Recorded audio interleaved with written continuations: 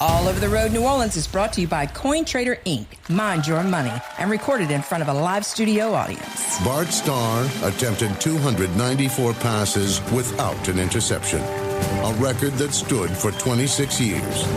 The MVP of Super Bowls I and II, Starr's consistency made him a Hall of Famer. One of my favorite quotes is from William Jennings Bryan. He said that destiny is not a matter of chance. It's a matter of choice. It is not something to be wished for. It is something to be attained. And attain it he did in his 1-yard sneak in the 1967 Ice Bowl. Big Teddy, Little Teddy, the other Teddy, strong, over the road, New Orleans. Hello and welcome to the Best Darn Podcast on both sides of the Mississippi. This is All Over the Road New Orleans with the king of all podcasting, Victor Del Giorno. The autumn wind is a raider. I'm talking the old days of the NFL, when it was ice bowls and bloody face masks, and sometimes no face masks at all. Dick Butkus, Ray Nitschke, and of course, the great Bart Starr of Vince Lombardi's Green Bay Packers. Coming to New Orleans, February 9th, 2025. The big, 39th annual? 39th? 37th. Okay, excuse me. 37th annual Super Bowl Breakfast. And on All Over the Road, the podcast, we have the people in charge, the head honchos, the Hefes from AIA. Now, here's the host of the show, Vic Del Giorno. Thank you very much for both of you, for listening. Vic Del Giorno here with Ted Semper. Good to be here, man. We got a big show. Does this bring back memories? Yeah. When I was a kid, I would do this. I would do the music in my head. Well, that's not me. But when I hear the name Bart Starr, I just think of my childhood watching football. You didn't pipe dream? You pipe dream? Not really. You run, you're on the way to school. You're pretending like you're running. Oh, through yeah, Packers. of course. Yeah. You know, I'm Franco Harris. You know. Yeah. You know, I'm Mel Farr. You're too young for Mel Farr. I know. No, you know Mel Farr. I was a Lions fan. No, but we got the people here from Athletes in Action. The big Super Bowl breakfast is coming up because here the Super Bowl's in New Orleans this year, and of course we know next year. Well, it's this year's season. But this season, yeah, you're right. Yeah, that's Ted Semper. We have in the studio a couple of really nice people here that are trying to, we're going to hype this thing. We're going to get some people out there for the Super Bowl. It's Super Bowl 59. Yep. We have Terry Bortz with us. Terry has been with Athletes in Action for 33 years, and she has been the director of the Super Bowl Breakfast for 25 years. I've met her a couple times when I wore a younger man's clothes. Okay. And she's traveled all over the world with AIA, and she led the global media department for 10 years for the World Cup and the Olympics. Wow. Just like, I thought she'd have on more jewelry. I did. I thought she'd have on more jewelry for, but she don't. Terry, welcome. Thank you so much. It's good to see you again. You too. It's good to see you. And of course, next to me, taking up a lot of the oxygen in the room. Okay, he's a big fella. Yeah. It's Corwin Anthony now. He was a UCLA tight end between 86 and 91. He played briefly for the NFL. He played for the much-hated Rams. We know that. We got our reasons. Yeah. Okay, the Jets and Packers. And he has been with AIA for 24 years. He was the Dolphins chaplain for 10 years. That's got to be an interesting job. Those are the stories I want to hear. Chaplain stories. Plenty of them. And Promise Keepers for 4 years. And I can tell you a really good Promise Keeper story. And as a matter of fact, there was a guy, I'll tell you the Promise Keeper story. This is going to be filled with stories, really good stories. But the Super Bowl is going to be in town. It's going to be a big old breakfast. We don't know the location quite yet. But anyway, welcome. Terry, welcome. Thank you so much. It's good to have you again. You're looking good. So what are some of the things we got planned, special things? Of course, we give away the Bart Starr Award. Exactly. That's the big thing. That's the big thing. That's the centerpiece of our program. So the Bart Starr Award is presented to an NFL player, voted on by his peers. So all the players in the NFL vote. And it's for outstanding character, integrity, and leadership on and off the field. Right. And so when you look at the past winners, Drew Brees. Drew Brees, 2011. Drew Brees, right? Our very own Drew Brees. Yep. Benjamin Watson, Ben Watson, who goes to my church. He went to my church, Lakewood Christian Center. Demario Davis. My pal. He's my guy. He's been on this podcast. Oh, awesome. Yeah, absolutely. Yeah, we love him. Peyton and Eli Manning. Yes, both the brothers who have turned their back on New Orleans, by the way, in my opinion. They're not. It's like they never lived here. Teddy. But I think they'll be back in February. Okay, well, they better. Is it really their fault? Yes, it is. Yes, it is. I guess you. Yeah. And some of the others that I had made mention to, of course, is Warwick Dunn, who is a tremendous young man. I've met him. He's from Baton Rouge, and he does this thing where he buys houses for people. Warwick Dunn, of course, the great Mike Singletary, who's and Senator Steve Largent, who's a friend of my little brother's, Michael Del Giorno. He was the very first winner, yes, Steve Largent. 89, and the great Reggie White, of course. The great Reggie White. Yep. Yeah. And then one of my favorites is Chris Carter. Let me tell you something about Chris Carter. That guy catches everything. He does. He catches everything, and this guy is he's a man of God. Okay. Maybe Terry or Coleman could explain, just briefly, what is athletes in action? What is it? Let me give Corwin I already did. I gave you your phone. Okay, here we go. Let him talk. Here he is. Here's Corwin. He's got the mic. He's got his headphones on. He's ready to go. I know. It's my bad. Yeah, go ahead. Well, I know athletes in action from my college playing days at UCLA. Got very involved with the sports ministry. We've been all over the world. We have staff in 70 countries around the world, working with top athletes and coaches, helping them to grow in their faith. And we believe in what's called the total athlete. That people are three-dimensional, and we don't shy away from the spiritual aspect of that dimension. And we actually lead with that. And so we develop athletes from college teams, pro teams, and we have all kinds of opportunities for athletes to be involved, whether that's going on trips, coming to camps, and we just develop them and help them to grow in their faith. You know what I noticed about the NFL, which I don't think it's in all sports, but if you take an NFL locker room, this is no joke. Let's say you got 53-man roster. I bet you more than half of them are followers of Christ. It's cool to be a Christian on an NFL team. You tell Mario Davis, no one's messing with Mario Davis. I mean, am I right about that? Do you think? Well, that number's probably high a little bit. I wish it was really half. I don't know why do you say that? Because I just feel like it is. I can tell you, all the young kids, look at the kids that were in the NFL draft. Like, I know a kid that's going to LSU. He's going to be a superstar. His name is Kalaj Cobbins. He's going to start for LSU as a true freshman. He's 17 right now. It just seems like all the kids that were, for the Heisman, it just seems like that's the way it's going. Well, you know what? I think society is kind of weeding out the ones that are not making it, and the ones that we're seeing grow and develop and become kind of maximizing their potential are the ones that have a solid foundation. Right. And many of those are people who have come up growing with a strong faith. And so we're seeing more of that, I believe, coming up into the world of sports. Well, you played in the early 90s, okay? And I believe it's this, because it's 2024. How about this? God is pouring out his spirit on all flesh. How about that one? Yeah. I believe that. Oh, yeah. I believe that. So you got to have some good stories. Now, when you were at UCLA, wasn't Joel Myers doing the play-by-play on Westwood One? Joe Myers. I don't remember that name. That was a long time ago, Vic. This was his voice. Joel Myers. Yeah, that's him. Yeah. Well, Joel. That was good. Joel, that was good. Joel, yeah, that's a guy. Yeah. Joel, 15-footer, mid-range. Yeah. But Joel Myers was doing the UCLA radio at Westwood One when you were playing there, and I was living there at the time. Yeah. Oh, wow. Okay. And I did some stuff with Westwood One, for some of the stuff that I was doing there. Now he's our play-by-play guy for the Pelicans. Right. Awesome. Yeah. So I don't think the college players really pay attention to who's I know. Who's the announcer. Say hello for me. Maybe they do. I don't know. What do I know? I will. No, was Donahue coaching when you were there? He was. Okay. He was my coach. Yeah. It was great to be able to celebrate his homegoing a few years ago, and he brought back 170 of his players and coaches. That was his request before he passed away. And so we all gathered for a weekend of events and remembered him, and it was a wonderful celebration. Mm-hmm. Okay, I'm going to talk a little bit more with Corwin. Let me tell you why. Because when I put you on, this is where we're going to get the money. You're going to get the money. Okay, so this is the one I want to tell you. You mentioned something about Promise Keepers. Yes. I was at the number. I wasn't at the first one in Colorado. I wasn't at one, but I was at 2 at Anaheim Stadium. Okay. Okay. And then I was at 3, which was in Oakland. All right.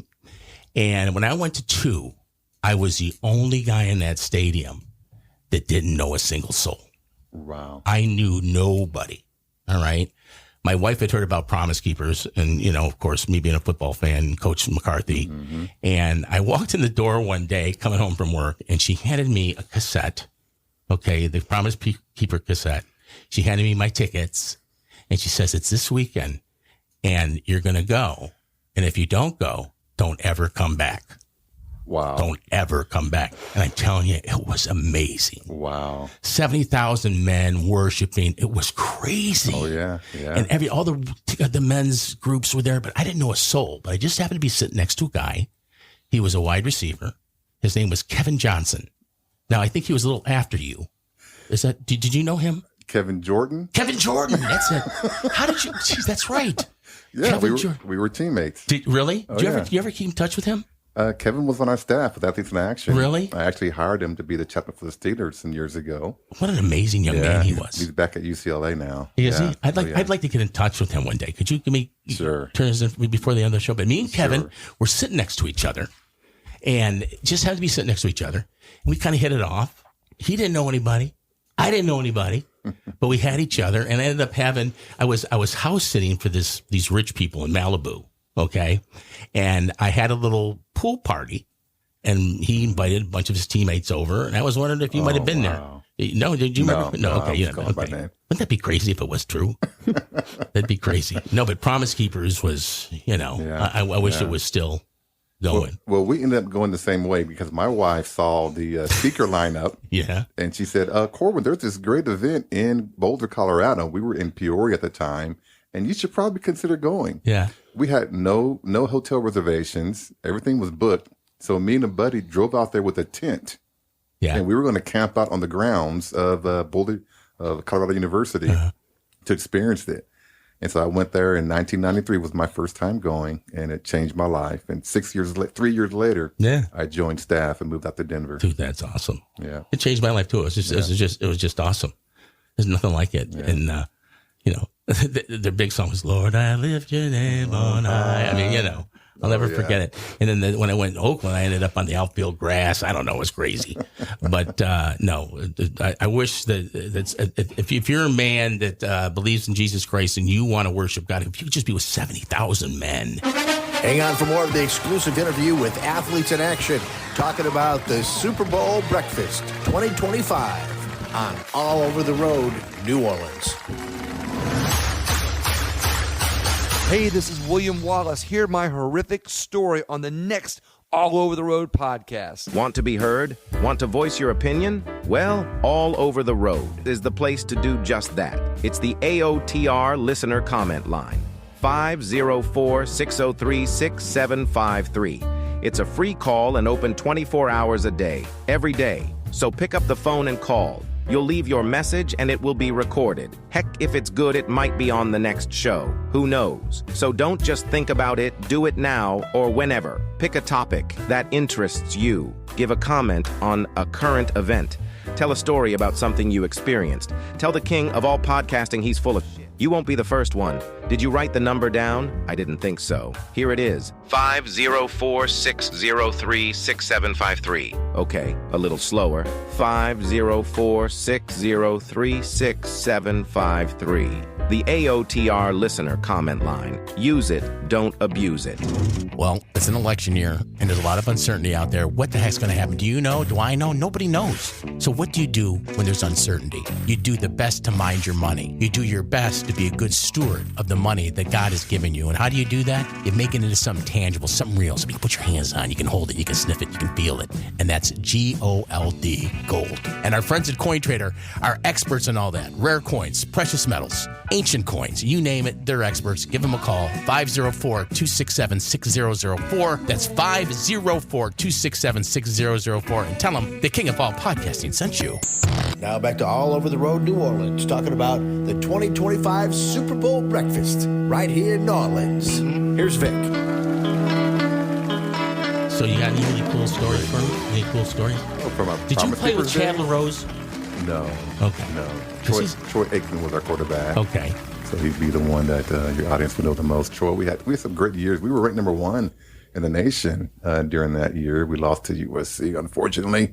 They had Ronnie Peete, but we had great guys, Ken Norton Jr., Carnell Lake, and Willie Flipper Anderson, and I go on and on. Don't even bring that name up.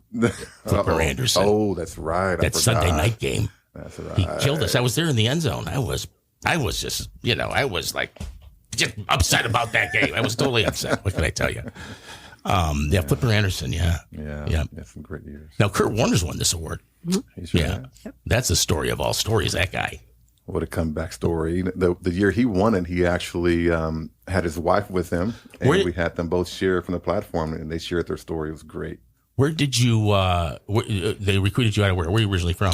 I'm from Bakersfield, California. Oh, my God. Yeah. I'm sorry to hear that. I knew I would get that expression. I'm really sorry to hear that. I said that. I love the state of California. I've been all over it. We love California. My daughters kind of grew up a little bit there. Well, you have someone here who's from Bakersfield also, so I'm hoping you're not going to hate on Bakersfield too much. Your quarterback is from Bakersfield. Who, Derek? Yes. The quarterback ratings came out, and he was 26th. He was 26th. The only comment I had to make in the socialist media, we call it the socialist media here. The only comment I had to make was I had him at 25. I don't know what else to say. Now, Terry, you got some great stories of all these Super Bowl breakfasts. Huh? Yeah.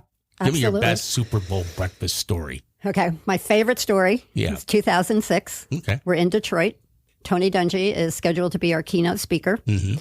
And 6 weeks before the Super Bowl, his 18-year-old son, James, passes away. Yep.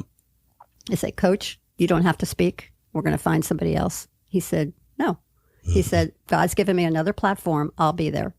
Yeah. So he came. When he walked out on stage, he got like a 2-minute standing ovation. People just loving on him. I don't know how he held it together. Yeah. Then he goes on to give the most amazing 15-minute talk on why God allows pain in our lives. So he talked about the loss of James.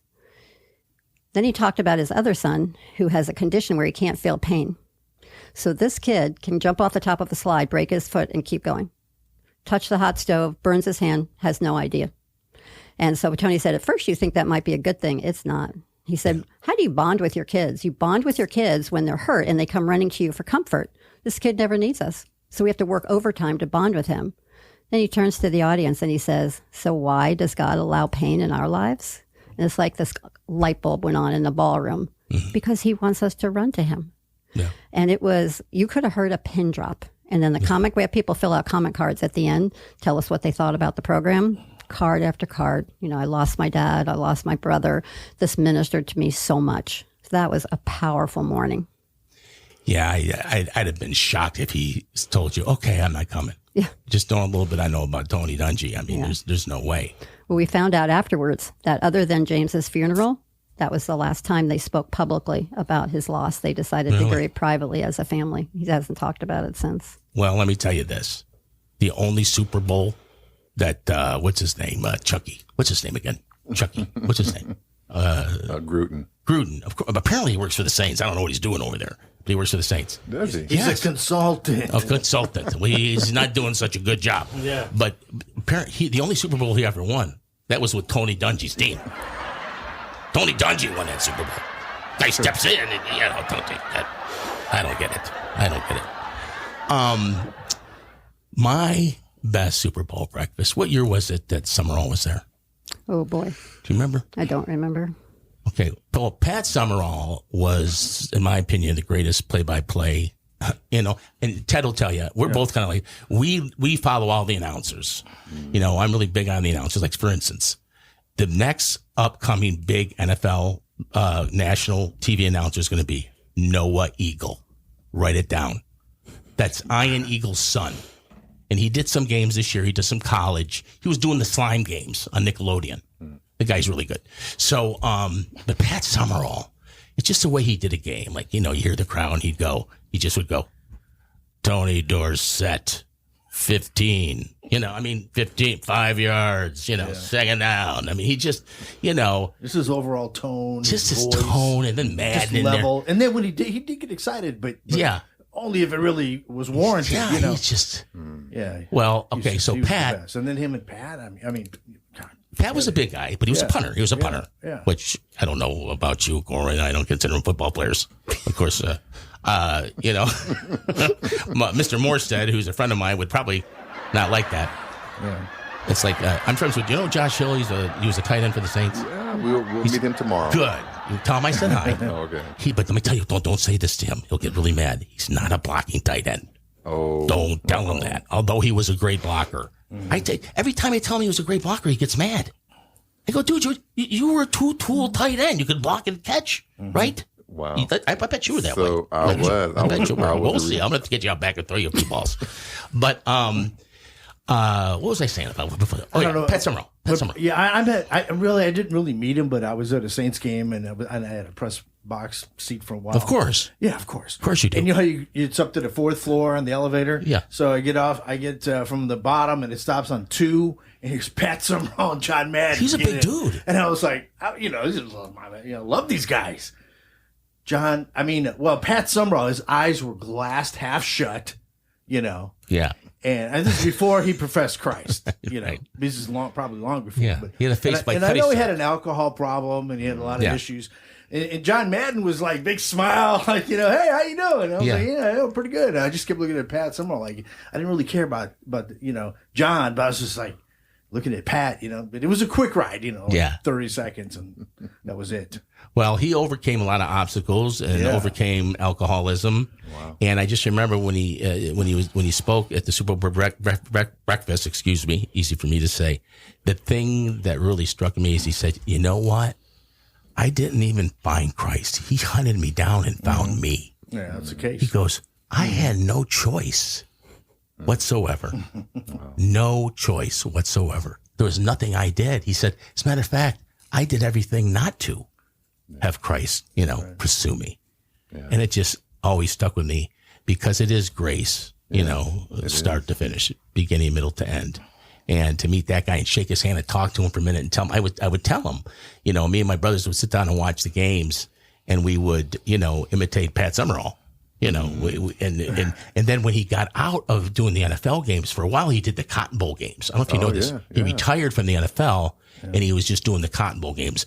And the Cotton Bowl games haven't been great games lately, but they may start to be because the playoff now, the 12 teams. Yeah. But I would make sure, I didn't care if, Rice was playing, Vanderbilt in the Cotton Bowl. I was watching the game because Pat Summerall was, doing the game. Anyway, so the Super Bowl breakfast is coming up February 9th. We don't have a location yet. We got the Hyatt or the Marriott. Is that what we're doing here? Well, no, the Marriott is a team hotel, so it'll be the Hyatt or the Sheraton. Okay. We'll make a decision this week. All right, good, good. And tell how now we're trying to get people that would like to go. Tell them a little bit reason how they can go, how they can get tickets, and how this works. Yeah, so we have a website, superbowlbreakfast.com, really easy to remember. In the fall, tables will go live and they'll be on sale. Tables of 10 are $2,500, probably the least expensive official Super Bowl event that you can go to. We're also looking for corporate sponsors, and the sponsors get a lot of perks with their sponsorship. They get priority table, depending on the level, they get priority tables. They get a couple of passes to our VIP reception right after the breakfast to meet Tony Dungy, the award winner, and other people on the program, take pictures, get autographs, kind of a meet and greet, but they also get their logo on everything that we do. Thousands of email invitations, the printed program at the event, the big screens on our website with a link to their website. So if a company wants to be associated with the Super Bowl, but they can't afford to sponsor the Super Bowl, we are a great option because we're sanctioned by the NFL. There's only 5 NFL sanctioned events. So they let us use the logo. They assign us a venue, which you can't do anything in the Super Bowl host city unless the NFL says so. Absolutely. Because they control everything. And they help us with the voting for the Bart Starr Award. In fact, last year, for the first year, they made it digital. They did all the work for us, sent it out to all the players so they could vote online. Okay, so do you have anything online people go to now? Maybe, is it too early to sign up? Yeah, it's a little bit early right now. Early, okay. But, they can still get in touch with us. They can reach out to Athletes in Action, or they can call you and you can give them our number. Yeah, that? Definitely. As a matter of fact, I plan to have you all back as we get a little closer to the event. That would be nice, right? Sure. Can I say this though, What's that? Teddy? Could we be the official podcast of the Super Bowl Breakfast? Could we please? Could we please? I will say that right now you're in the Coin Trader Studios in lovely Lakeview. We have 2 studios. We have the Coin Trader Studios here, and we have one in What is that called? Dutchtown. Dutchtown. Near Baton Rouge. Near Baton Rouge. Yeah. And our sponsor is a company called Coin Trader. They're a precious metals and rare coin company. And I can tell you right now, they will buy a table. Okay, so put them down for a table. Okay, and if you don't mind, if it's possible, would we be allowed? We sometimes we go to these events and we have a little microphone. We do some interviews. Would that be okay if we do that? Would you give us permission to do that on the day of the breakfast? Yeah, we can talk about that. Okay, we'll talk about What does that mean, Corwin? What he meant to say is, talk about what he it. meant to say is We're this. talking about it now. No, here's what he meant to say. We're going to negotiate off the radio. Okay? This is what he meant to say. This is what he meant to say. Yeah.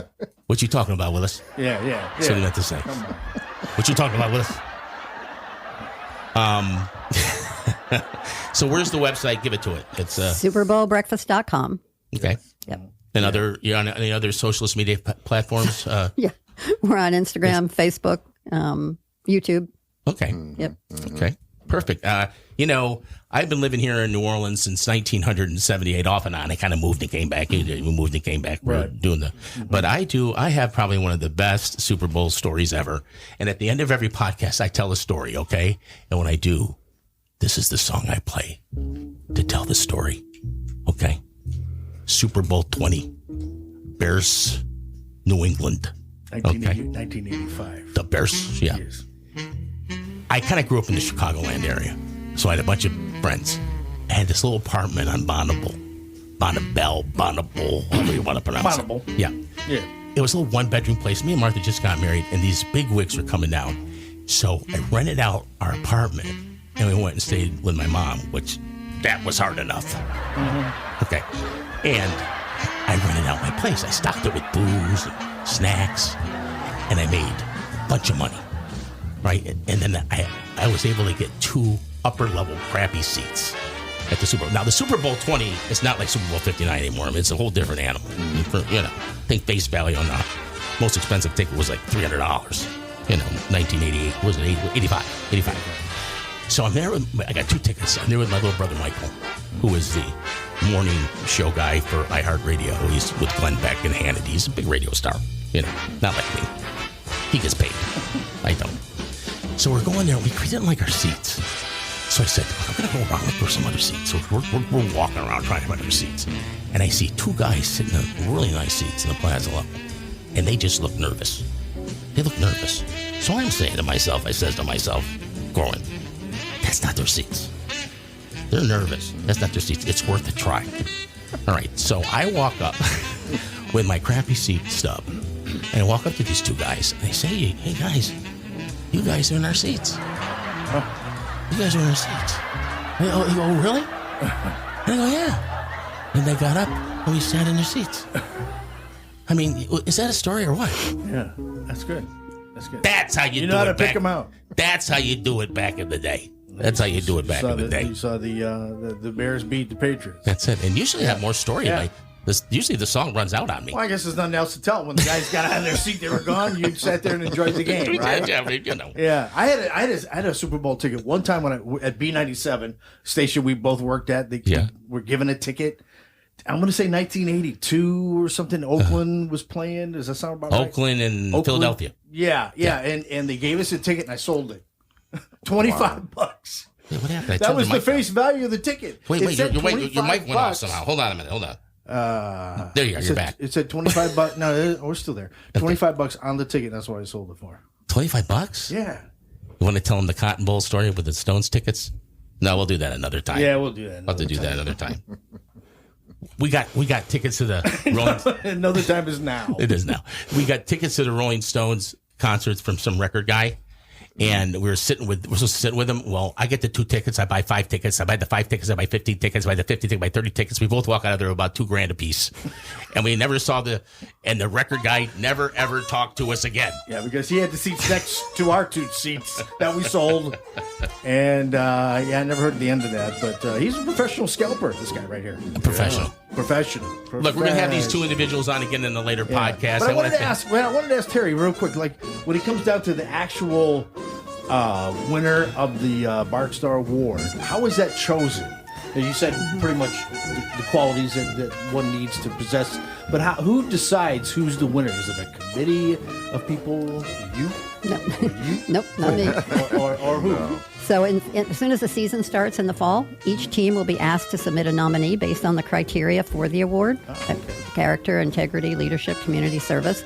We'll collect those 32 nominees. We'll whittle it down to the top 10 based on the criteria that Bart Starr was very adamant about. We'll put those top 10 on the ballot. That ballot then is emailed out to the players, and they vote. So all the players vote. All right, we want to thank these fine people. Remember, All Over the Road, the podcast, is a product of the All Over the Road Podcast Network. Don't forget, in the next show we got coming up, we are going to have from Team Gleason, Paul Verasco on. Yeah, we've been trying to work that out. Yeah, we're going to have him on, and we're going to have our official meteorologist in town because there's all kinds of festivals coming. There's all kinds of festivals.